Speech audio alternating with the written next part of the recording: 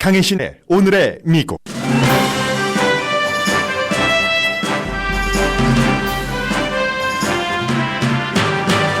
연방대법원이 지난 50년 동안 헌법으로 보호하던 낙태 권리를 끝내는 판결을 했습니다. 이번 판결로 약 반 정도의 주에서는 낙태가 금지되거나 혹독한 제한이 있게 됩니다.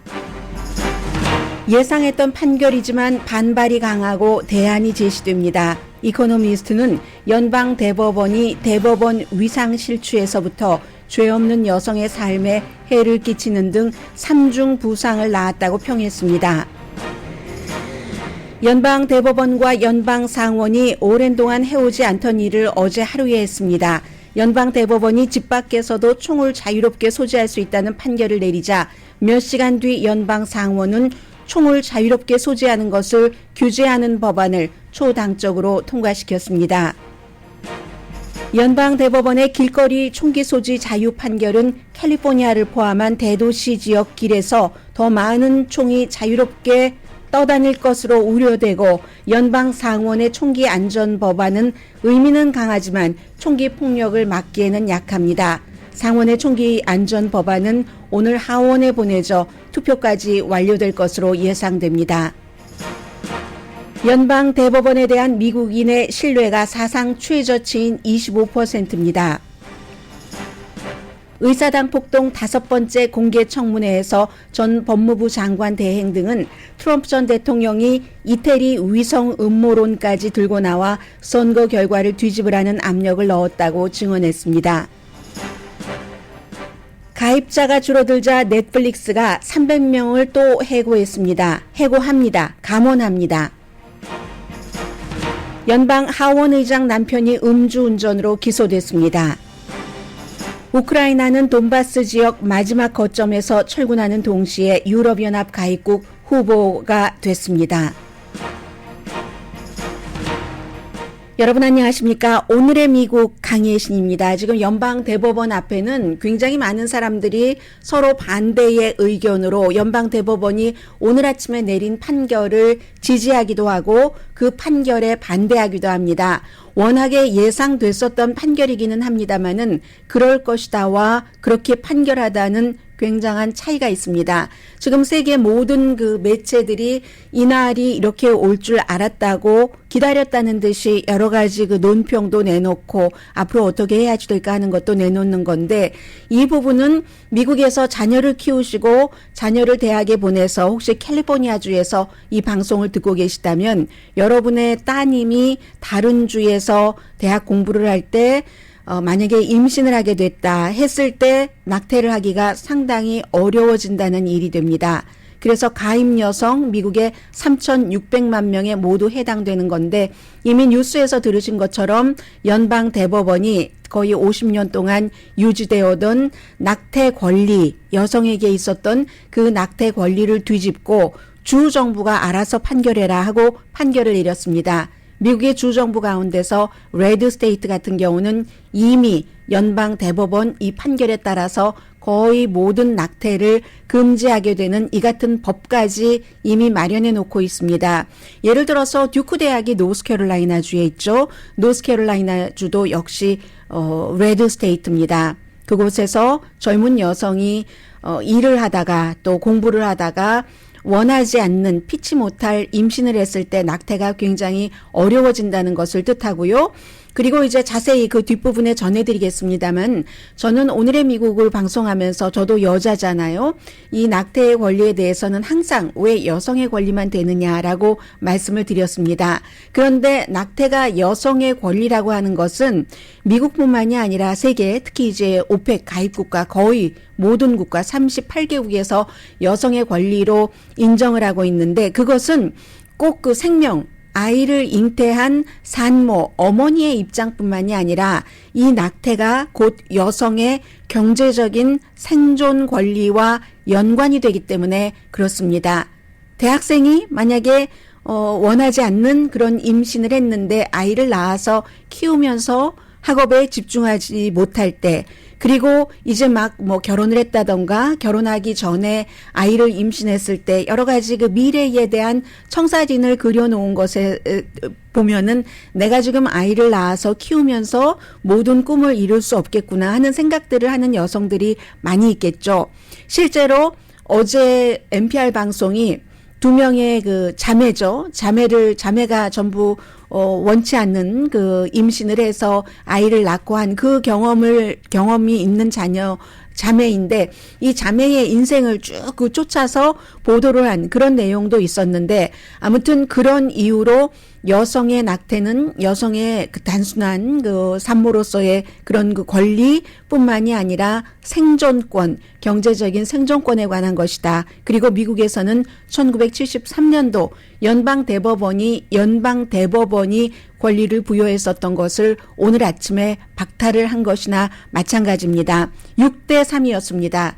어제 길거리에서도 별다른 제한 없이 허가증 없이 권총을 숨겨서 가지고 다닐 수 있다 하는 뉴욕 법이 위헌이다. 이게 109년 된 법인데요. 그렇게 판결을 내린 것과 똑같이 보수 대법관 6명, 진보 대법관 3명 반대. 폴리티코가 5월 말에 보도했었던 그대로 이런 그 판결이 나왔습니다. 그래서 이제 한국이 5,500만 명이잖아요. 가임 인구를 포함하지 않고 전체적인 여성 인구 합쳐도 뭐 2,500만 명 안 되겠죠. 그런데 미국에서 3,600만 명이 여기에 해당이 되는 것이고, 반세기 동안 주정부가 주정부로 지금 돌려보내기 전에 기본적으로는 한 21주, 22주 임신의 첫 번째 3분의 1 단계까지는 이 낙태가 허용되는 게 연방 대법원에서 그렇게 해왔는데 지금은 이제 안 된다는 이 같은 판결은 미시시피주의 케이스로 판결을 내린 겁니다. 임신 15주일 이후에는 안 된다는 이런 거. 어쨌든 앞으로는 주에서 판결을 하라는 것이고 사무엘 얼리토 연방 대법관이 뭐 이 판결문 쓴 것이 지난번에 폴리티코를 통해서 잠깐 나왔었죠. 헌법에 낙태에 대한 언급은 없다. 헌법으로 보장되지 않는다. 그 헌법으로 보장되지 않는 권리들을 그동안 불법으로 누렸었다. 이게 그 요지입니다. 그렇기 때문에 낙태 문제는 미국 유권자들이 직접 본인들이 우리를 대신해서 뭔가를 만들어주세요 하고 선출한 그런 그 대표에게 돌려줘야지 되고 주정부에 돌려줘야지 된다. 이전에 연방 대법원 선배들의 판결이 잘못됐다는 그런 그 판결문입니다. 그래서 주로 이제 남부죠. 13개 주에서는 이미 낙태 권리를 보장한 로앤 웨이드 법을 뒤집을 수 있는 법이 이미 만들어졌고 일부 주에서는 시행이 되고 있습니다. 6개 주는 많은 여성들이 자신이 임신했다는 사실을 알기도 전에 6주일 이 정도 되면은 임신을 할 수 없도록 하는 그런 것인데 대체적으로 미국에서 낙태의 90% 이상은 임신하고 한 12주일이나 13주일 이전에 이루어지긴 합니다. 그런데 아무튼 몇 년 전에는 이 같은 일이 상상할 수 없는 일이었습니다. 왜냐하면 앞서 말씀드린 것처럼 오펙 국가 거의 모든 그 국가들이 여성의 낙태권을 기본적으로는 이제 그 임신 기간에 따라서는 조금 차이가 있지만 여성의 권리로 하고 있는데 미국이 역행을 하고 있다는 거죠. 그래서 이코노미스트는 이렇게 표현을 하더군요. 또 대부분의 미국인들도 뭐 어느 정도의 낙태는 지지하고 그러나 또 많은 미국인들은 임신 말기의 낙태에 대해선 반대합니다. 말씀드린 것처럼 미국에서 이루어지고 있는 낙태의 90% 이상은 임신 12주일이나 13주일 이전에 치러지고요. 이렇게 대부분의 미국인들도 지지하는 것을 연방 대법원이 여론과는 영 다르게 판결을 내려서 미국은 민주주의와 자유의 등대라는 말을 들으면서 결국은 무척 위험한 스텝을 밟았다라고 표현을 했습니다. 이 같은 일이 가능한 것은 트럼프 전 대통령이 보수적인 연방 대법관 3명을 한꺼번에 지명을 할 수 있었기 때문입니다. 닐 고서치, 브렉 캐버나우, 그리고 여성 최연소 연방 대법관 에미 코니 베럿 3사람입니다.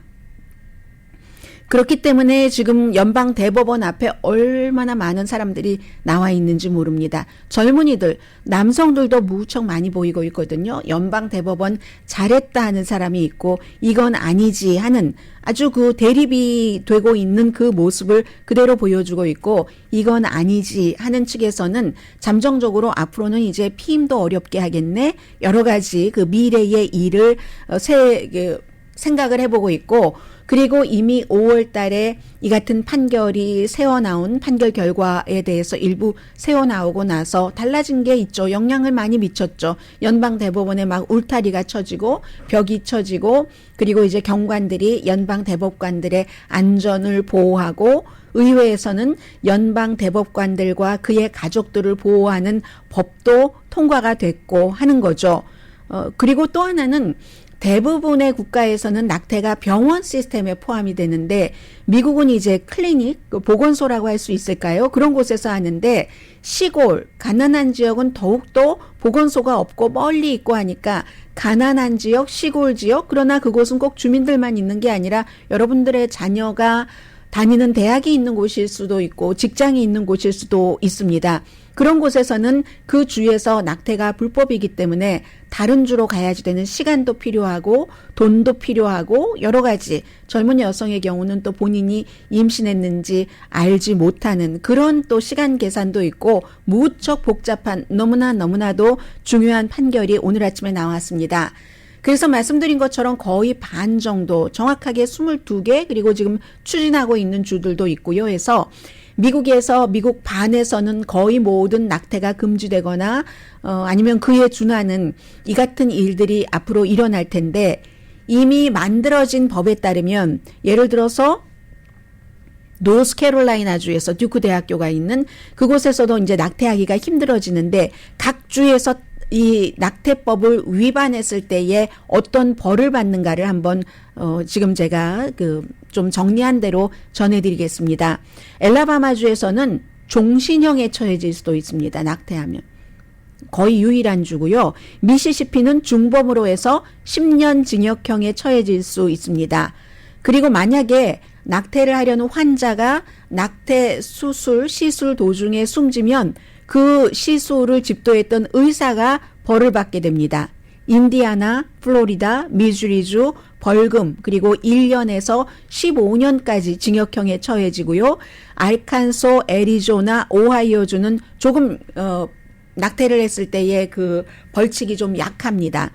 텍사스 스타일의 낙태 금지를 하는 그런 주가 많죠. 오클라호마가 지난주에 이런 것들을 완결을 했고 심장 박동이 감지되는 6주일 이후에는 안 된다. 그런데 이 심장 박동도 사실은 울트라사운드라고 얘기를 하잖아요. 또 심지어 이 경우에는 누가 낙태한대요. 누가 낙태를 도와준대요. 낙태를 하려고 가는 사람을 자동차에 태우고 데려다 줬대요. 하면 그 사람까지 고소하고 돈을 받을 수 있는 그런 것이고 오클라호마는 텍사스 스타일로 하면서 뭐 수정 때부터 낙태를 다 금지하게 되고 환자 기소 여부는 또 조금 차이가 있는데 임산부에 대한 기소 그 여부는 뭐 대부분의 주에서 없거나 집행하지 않고 있다는 겁니다. 환자 자체는 벌을 직접적으로는 좀 주지 않는 고소당하고 이런 경우는 있지만 그런데 꼭 그렇지도 않아요. 텍사스주에서 무슨 뭐 태아 살인죄로 기소된 여성도 있으니까는요. 9개 주에서 아주 그 가혹한 그런 그 낙태법이 시행되고 있고 그 밖에 이제 13개 주가 법이 만들어졌고 또 나머지 한 뭐 10개 주 정도가 또 금방 법을 만들 겁니다. 영국의 이코노미스트는 지금 이 상황을 이코노미스트는 이코노미스트의 시각이 있으니까는요. 이걸 어떻게 타결을 하느냐 하는 노력을 해야지 되는데 그러면 의회에서 법을 만들어라. 지금 그 연방 대법원에서 주정부가 판단해라 하니까 주정부는 보수적인 더군다나 11월 달에 선거를 치르는데 낙태에 반대하는 그런 주 많잖아요. 교회를 중심으로 해서 특히 복음주의자들. 그러니까 의회에서 만들어라. 의회에서 만들겠습니까? 안 만드니까 이렇게 연방 대법원까지 간 거죠. 공화당이 11월 달에 굉장히 좋은 이슈인데 뭐 예를 들어 영킴 의원 같은 경우도 낙태에 강하게 반대를 하고 있잖아요. 차선책으로는 피임을 얘기를 하는데 피임의 경우는 원하지 않는 이 임신이 될 수 있는 경우도 있고 피임조차도 지금 그 공화당 주정부에서는 이런 것을 지원하는 지원금이라든가 그런 곳을 도와주는 곳을 막 폐쇄시키고 하기 때문에 쉽지 않고 요즘 낙태는 약물로 많이 하잖아요. 이것도 굉장히 어렵게 한다는 거죠. 앞으로 공화당주에서. 또 그렇게 될 때 결정적으로 식품의약국이 오버 더 카운터에 이 무슨 뭐 낙태를 할 수 있는 약을 놓는가 이런 부분들이 있고 그것도 굉장히 힘들게 하겠죠. 의사의 뭐 처방을 받는데 어떻게 하는 조건 같은 것을 해놓을 것이고 그렇게 되는 경우 인터넷에서 다른 나라에서 이 같은 약을 위험하게 사서 의사와 상의도 없이 복용하는 여성들이 있을 수 있는 위험성도 있고요. 그리고 이 같은 면이 있다 할지라도 어쨌든 연방 대법원의 판결을 뒤로 돌아간 50년 전으로 돌아간 판결을 되돌릴 수는 없다는 게 이코노미스트의 지적입니다. 세 가지로 그 트리플 인저리 세 가지로 그 부상을 당했거나 부상을 시켰다라고 얘기를 하는데 첫 번째는 연방 대법원이 아주 극단적인 그 정치성이 있는 그 같은 내용의 판결을 함으로써 스스로의 연방 대법원의 위상을 실추시켰다. 두 번째는 기존에 있는 그 법에 대해서 역시 뭐라고 할까요? 그 여성의 이거는 세 번째고요. 두 번째가 뭐였는데 제가 잊었어요.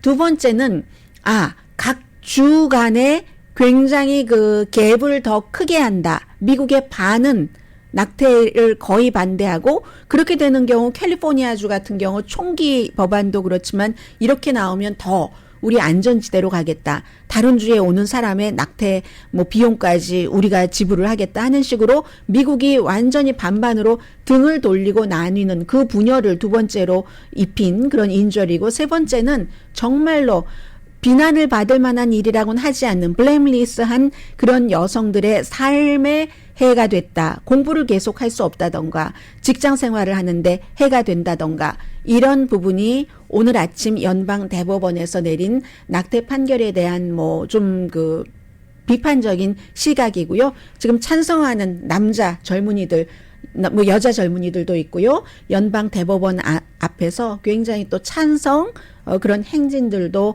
하고 있습니다.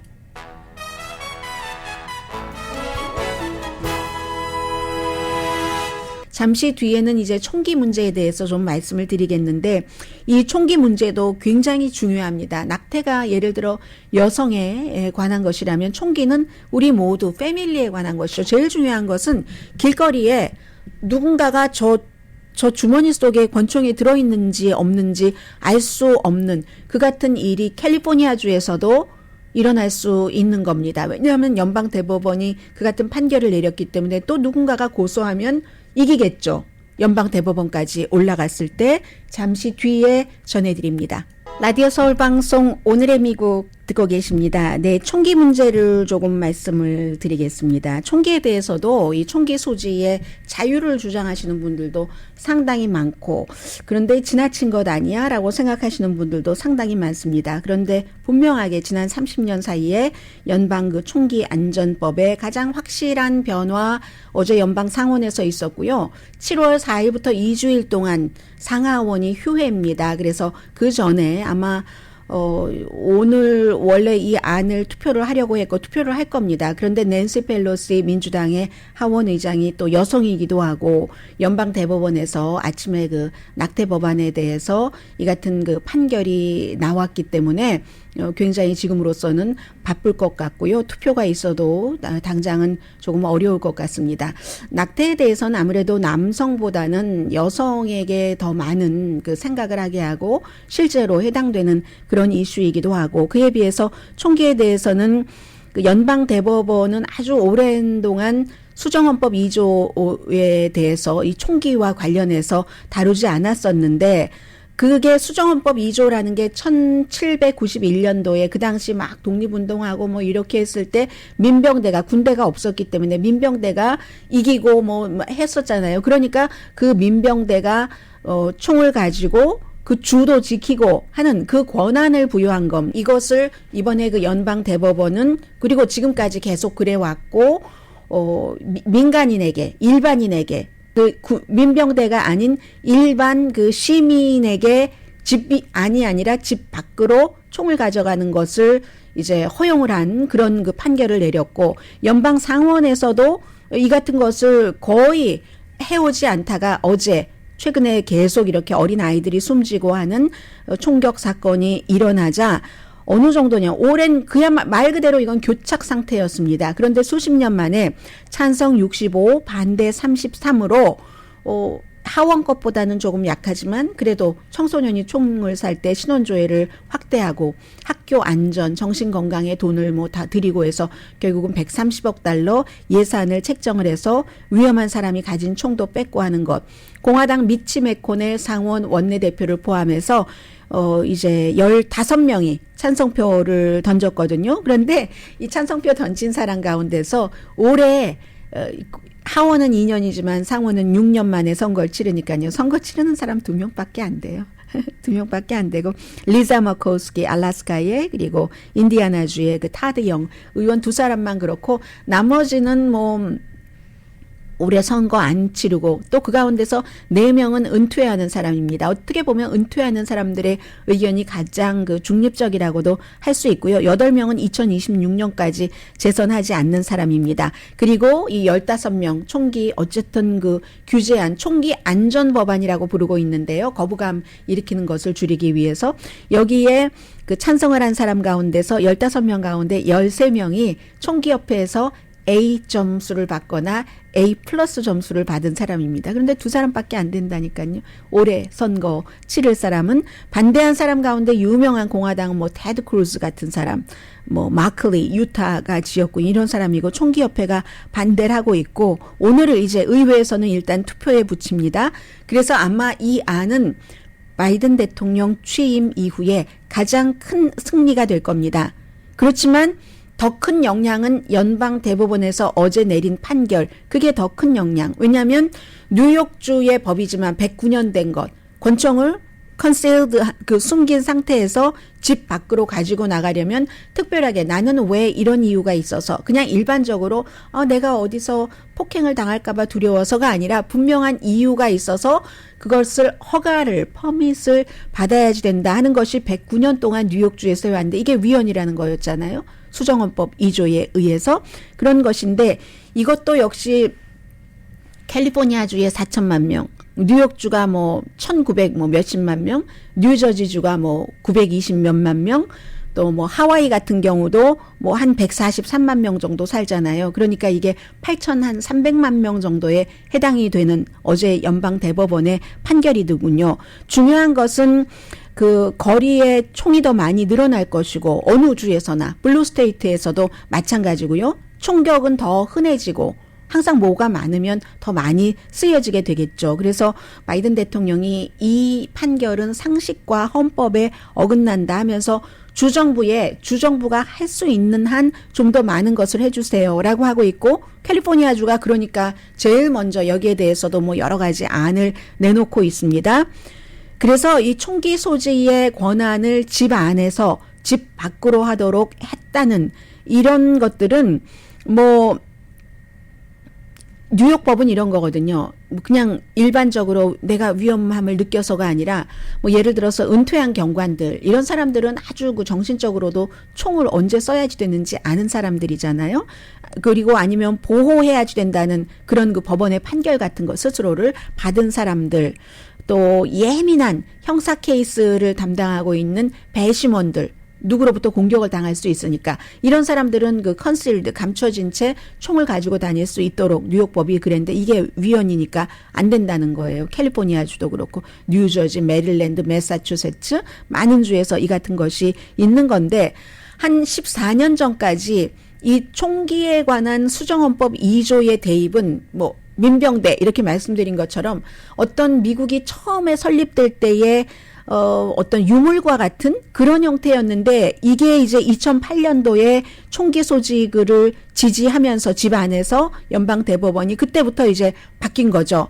바뀌어서 집 밖으로까지 지금 확장이 된 거고요. 어떤 대법원은 우리 너무 오래 이걸 기다린 거야. 이거 너무 늦은 거야. 클레어런스 토마스 어제 이제 판결문을 쓴. 그래서 총기 소지 권리가 우리 연방 대법원에서는 헌법적으로 고하였다. 이렇게 얘기를 해왔었고요. 이것 역시 낙태를 주정부로 돌려서 낙태가 불법이 되는 주가 많아지게 한 오늘 아침 판결과 마찬가지로 3명의 보수적인 대법관 임명이 있었기 때문에 가능한 겁니다. 에미 코니 베렛, 브렛 캐버나우 뭐 이런 사람들이요.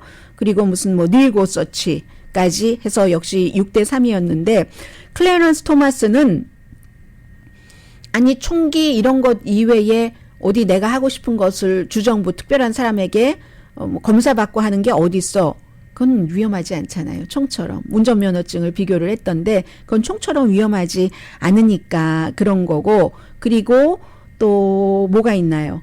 그러나 반대 측에서는 스티븐 브레이어, 엘리나 케이건, 소니아 소도마요르 법원은 사실은 아주 총기에 대해서는 진지한 그 위험함을 고려하는 것에서 시작을 해야지 된다. 그리고 2020년도에 스티븐 브레이어 그 대법관이 얘기하기를 45,222명이 총에 의해서 숨졌는데 인구가 3억 3천만 명인 나라에서 총이 4억 정 이상이 된다는 거 그러니까 이거 위험도를 얘기를 한 거죠. 그러니까 이제 사무엘 얼리토가 아니 그래서 뉴욕이 그런 게 있어서 버팔로의 총격 사건 막았어 하는 것이고 거기에 대한 그 블레이어 그 연방 대법관의 답은 그러니까 연방 대법원에서 연방 대법원이 아니라 의회에서 이걸 해야지 된다 하는데 어제 연방 상원에서 통과한 그 법안은 하원에서도 당연히 통과되겠지만 이 총격 사건을 막기에는 너무 약한 거죠.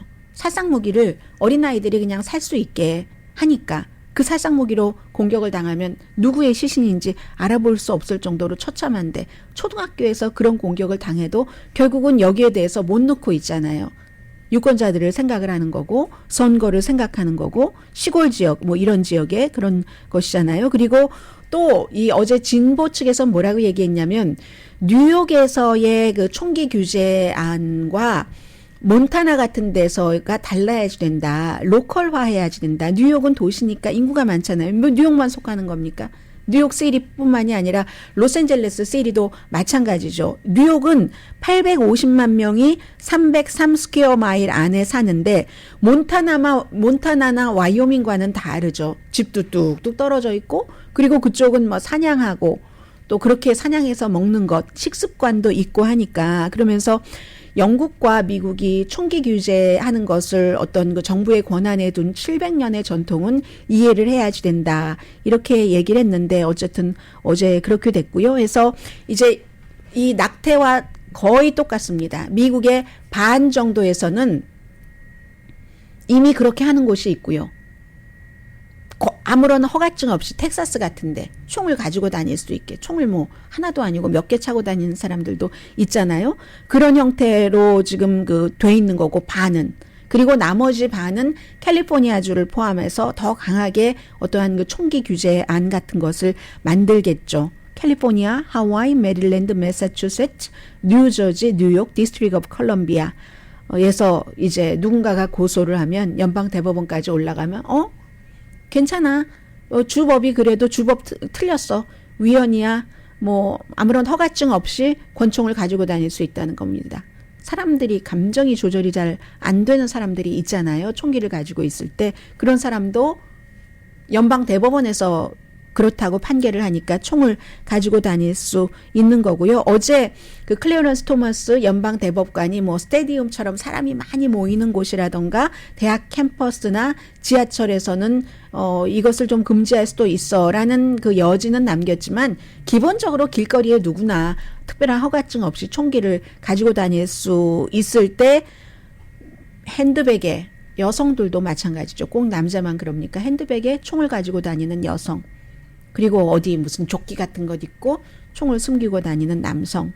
많아질 건 너무 당연한 거죠. 그렇기 때문에 아무리 블루스테이트에서 이 총기 규제를, 블루스테이트가 왜냐하면 도시고 인구가 많으니까 위험성이 있으니까 정부도 책임이니까 주민 시민이 총으로 다치면 여러 가지 상황에서 그리고 비용도 많이 들고 치료 비용도 그렇고 그러니까 블루스테이트에서 이런 것을 어떻게 해보려고 노력을 해도 이거는 이제 연방 대법원에서 이렇게 판결을 내렸으면 첫 번째 스텝일 겁니다. 앞으로 미국에서는 점점 더 많은 주에서 아주 쉽게 총기를 가지고 다닐 수 있게 됩니다. 그리고 낙태 권리는 오늘 이제 제가 느낀 거는요. 이 연방 대법원이 낙태 권리는 주정부가 판단을 해야 된다라고 얘기를 했잖아요.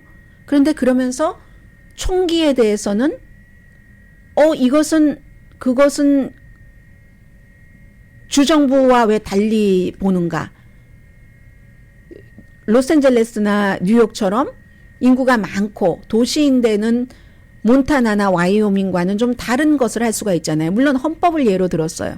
낙태는 헌법에 얘기가 없고 수정헌법에 총기 그 소지 자유는 있다는데 수정헌법에서 총기 소지 자유는 민병대를 말한 거지 일반을 말한 건 아니고 200 몇십 년 전에 1791년도에 여기에 대해서는 의견이 상당히 다르지만 굉장히 연방 대법원이 6대 3 보수 대 진보로 극단적으로 나간다는 것은 뭐 누구나 다 알 수 있는 사실입니다. 잠시 뒤에 뵙겠습니다.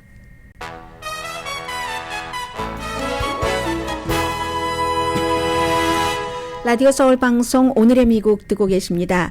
네, 어제 그 의사당 폭동 사건 5번째 그 공개 청문회에서 가장 하이라이트는 저는 그렇게 봤거든요. 그 이태리 게이트라고 해서 이를리 게이트라고 해서 이태리의 위성이 방위산 업체가 그 소프트웨어를 위성에 업로드를 해서 이 그 트럼프에게 찍은 표를 바이든 표로 바꿨다. 이 얼핏 생각하기에 상식적으로 이해가 안 되는데 이것을 가지고 굉장히 트럼프 전 대통령이 강하게 밀어붙여서 당시에 국방장관 대행이 이제 그 방위 그 업체가 그랬다고 하니까 이태리 국방장관에게 처음에는 그 얘기를 듣고 이 뭔 소리야 했는데 대통령이 하라고 하니까 그걸 밝혀내라고 하니까 국방장관에게 정말로 전화까지 했다는 거잖아요.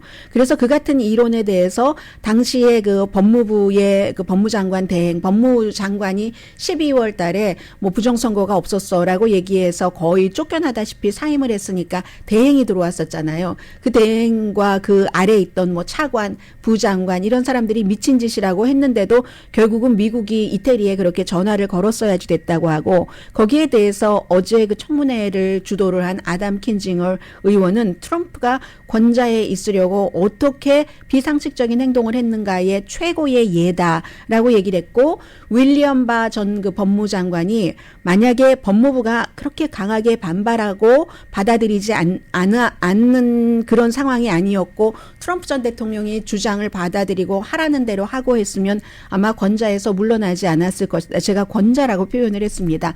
그렇게 그 얘기를 하는 그 같은 그 비디오도 보였는데 그 법무장관 대행, 뭐 차관 대행, 뭐 부장관 대행 이런 사람들이 트럼프 전 대통령에게 불려가서 루디 줄리아니를 만나라. 이게 부정선거가 있었다고 공개적으로 기자회견을 해라. 그 다음은 나의 변호사들이 알아서 할 것이다. 이런 그 압박을 굉장히 많이 했다는 겁니다. 그리고 무슨 특별 누구를 임명을 할 수 있느냐 그렇게 할 때마다 법무부에서 다 say no no no 하니까 나중에는 환경, 자원 뭐 이런 데의 담당자인 사람을 법무장관 대행으로 하려고 제프리 클락이라는 사람을 그렇게 하려고 할 때 법무부의 고위 그 관리들이 그 있을 수도 없는 일이다 하니까 대통령이 트럼프 전 대통령이 반발이 얼마나 심할 텐데 왜냐하면 이 사람은 그렇게 부정선거다 하고 다 연방 법무부에서 조사해 주겠다고 초안까지 마련한 사람이니까는요. 불과 퇴임 며칠 남겨두지도 않고 이 사람을 법무장관 대행으로 하려고 했다는 겁니다. 그랬더니 당시에 법무장관의 고위 간부들이 이건 우리 법무부가 다 들고 일어날 것이다. 1시간, 2시간 안에 다 사임하고 말 것이다 해서 이루어지지 않았다는 그런 그 일들이 지금 됐고요. 그리고 지금 바이든 대통령이 기자회견은 아니고 그 대통령의 어떠한 그 일종의 성명을 발표를 하고 있습니다. 낙태 권리에 대한 성명을 발표를 하고 있는 것으로 보입니다. Scales of justice and eliminate a fundamental right for women in this country. 이 낙태권은 미국의 아주 그 기본적인 기본권, 여성의 기본권이라고 얘기를 하죠. 그리고 여성의 건강의 문제이기도 하고 그러한 것이 미국에서 연방 대법원의 판결로 위험에 처해졌다라는 말을 하고 있습니다. Supreme Court, in my view. The court has done what it has never done before. 연방 대법원이 전에 한 번도 해보지 않은 일을 이제 했다는 거예요. So fundamental, 너무나 그 기본적인 기본권에 대해서. been recognized. The court's decision to do so will have real and immediate consequences. State laws banning abortion are automatically taking effect today. 네, 지금 이제 그 같은 그 법을 갖고 있는 주에서는 자동적으로 오늘부터 이제 뭐 낙태 금지가 시행되거나 한다는 앞에 많이 말씀드렸기 때문에 대통령의 얘기도 그 일반론이 될 것이라고 생각이 되고요. 또 이 부분에 대해서 대통령이 할 수 있는 일도 없고 다만 대통령은 그 여성의 그 기본권인 낙태 권리를 지난 50년 만에 연방 대법원에서 뒤집은 것이 옳지 않다고 생각하기 때문에 찬성하지 않는다는 의견을 지금 얘기를 하고 있습니다. 뉴스가 정말 많아요. 그리고 이건 이제 하나의 추세로 말씀드립니다.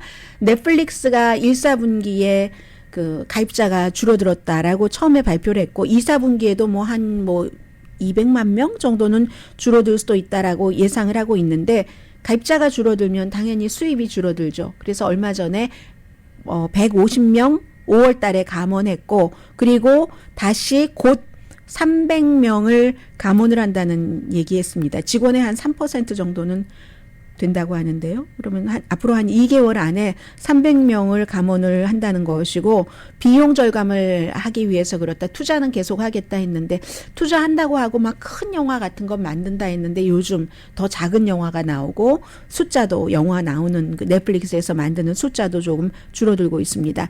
이 넷플릭스도 러시아 영향도 받았죠. 왜냐하면 러시아 가입자가 뭐 수십만 명이 줄어들었으니까는요. 그리고는 기본적인 원론적인 문제는 뭐 디즈니 플러스라든가 다른 경쟁사에서 더 엄청나게 넷플릭스라는 원래 신생 회사였었잖아요. 스트리밍.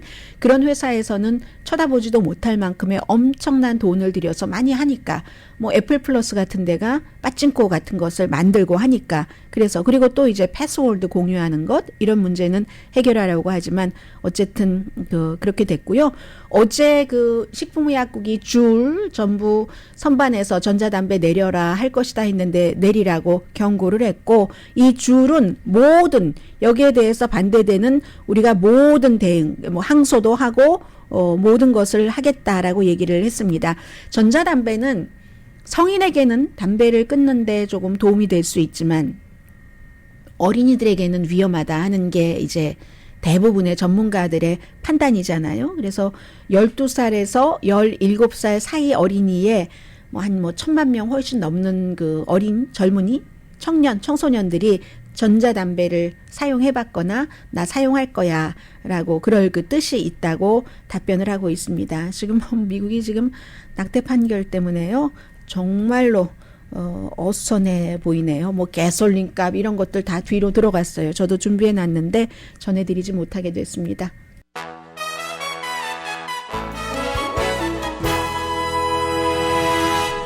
라디오 서울 방송 오늘의 미국 듣고 계십니다. 지금 바이든 대통령이 아직도 그 연설을 끝내지 않았는데 No matter how deeply they care about this decision, to keep all protests peaceful. Peaceful. 네, 지금 평화적으로 시위를 해야지 된다라는 것을 3번을 얘기를 하네요. peaceful. 그만큼 연방 대법원 앞에 시위가 거세다는 것을 대통령이 얘기를 하는 것이고 물론 찬성하는 사람들도 많이 있지만 일단 지금까지 해오던 것을 뒤집는 결론이기 때문에 반대하는 사람들이 많고 그리고 바이든 대통령이 얘기한 것은 연방 대법원에서 이 같은 판결이 나왔지만 여성의 낙태 권한은 기본권이기도 하고 생명에도 연결이 되는 것이기도 하고 건강에 그렇기 때문에 의회에서 그 여성의 낙태 권리를 다시 소생시키는 법안을 만들어야지 된다 하는 것을 상당히 강조했고요. 지금 대통령으로서는 주말에 대대적인 시위가 일어나서 미국이 분열에 빠진, 그리고 위험한, 요즘 시위는 폭력적인 게 무척 많잖아요. 그런 것에 대해서 걱정을 하는 얘기를 계속하고 있습니다. 아직 기자들 질문도 받고 있지 못합니다.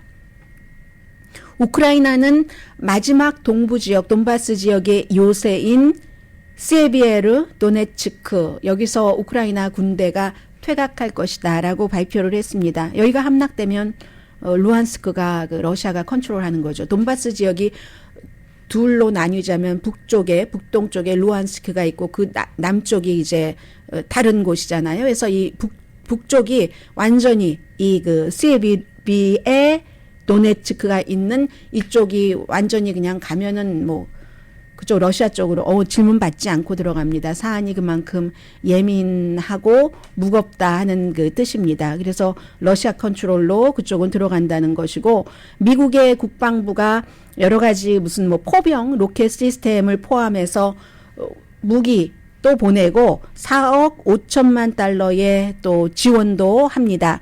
유네스코는 지금 우크라이나에 러시아가 침공을 해서 유적지가 152개가 파손됐다라고 얘기하고, 대체적으로 이제 종교적인 곳 그리고 문화적인 곳입니다. 그래도 유네스코가 지정한 세계 문화유산 7군데가 있다고 해요. 그것은 무사하다고 하니까 러시아가 다 알면서 파괴하는 거죠. 이것을 파괴하면은 굉장히 비난이 있을 테니까. 그리고는 역시 돈바스에서 우크라이나는 결국은 손들고 나오는 건데, 유럽연합은 우크라이나를 유럽연합 회원국으로 후보로 만들었습니다. 지금까지 전쟁 일어나고 나흘 뒤에 신청해서 몇 개월 뒤에, 4개월째거든요, 오늘. 4개월 뒤에 회원국 후보가 됐는데, 정식 회원국이 되려면 앞으로 한 몇 년이 걸릴지도 모릅니다. 왜냐하면 유럽연합 회원국이 28개국이 전부 찬성을 해야, 27개국이죠. 찬성을 만장일치로 해야지 되기 때문에 그렇습니다. 그래도 러시아 영향권에서는 이제 벗어나는 거죠. 이 하원 의장의 남편이 음주운전으로 기소됐다 하는 것은 제가 왜 전해드리냐면, 하원 의장 남편도 미국에서 음주운전으로 기소될 수 있다.